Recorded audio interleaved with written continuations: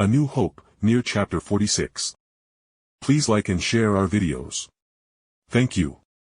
A couple of weeks after I returned from my trip, I was sitting down beside Commander White on a couch in my bunker.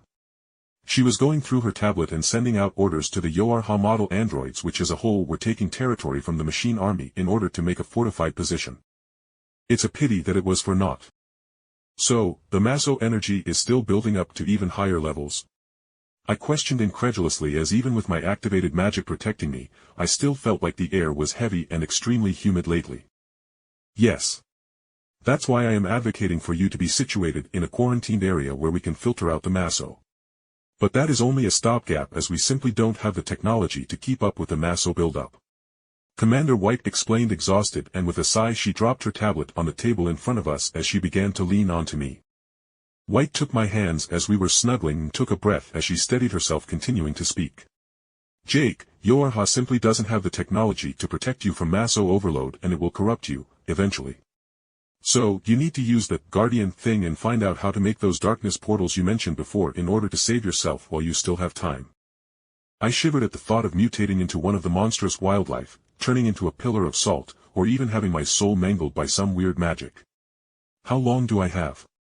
I asked quietly, and I could feel my guardian, the darkness of my magic made into a conceptual shield that was both indestructible and incapable of harming me, directly moving in concert with my thoughts within me, calming me as a protective animal would stand beside its object of affection.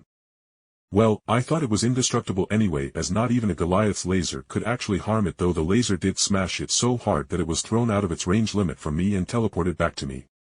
Commander White blew away one of her long hairs that crossed over her face as we lay down on the couch, and I felt my heart break at the thought of just leaving my androids behind, even if it was for pure survival.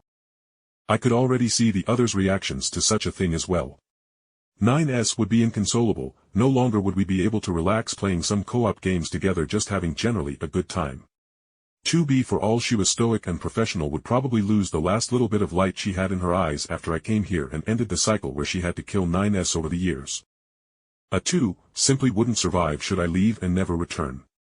She would undoubtedly perish fighting too many machines at once, and YoRHa wouldn't be able to recover her, as even with the relationship between the two having gotten better, she still won't uplink to the YoRHa servers due to their bad history.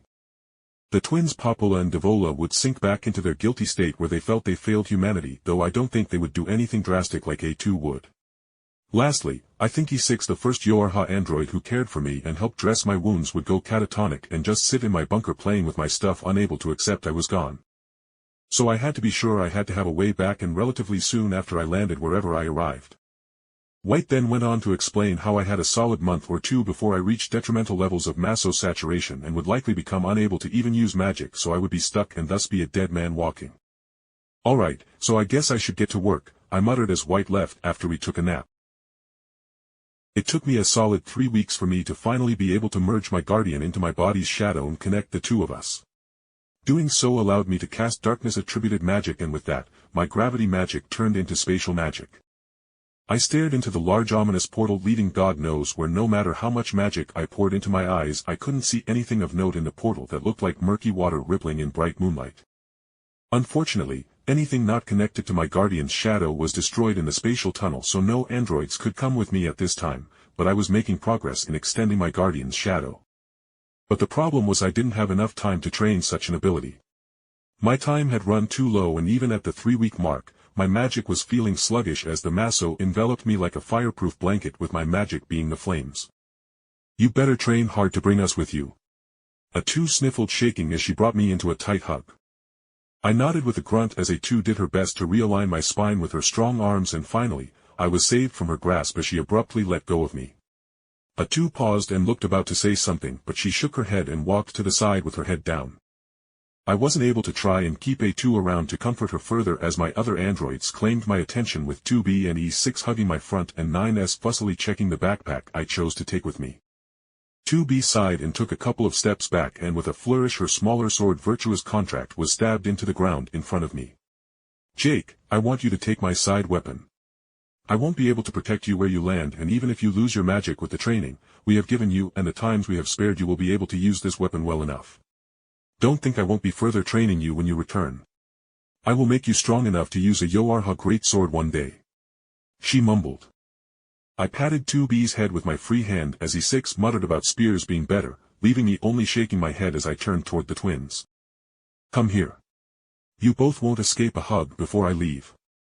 I smiled gently to bring a matching smile across their own faces that were on the verge of tears. Finally, after one more hug from 9S, I took a deep breath and stepped into the portal to find my fortunes in another world.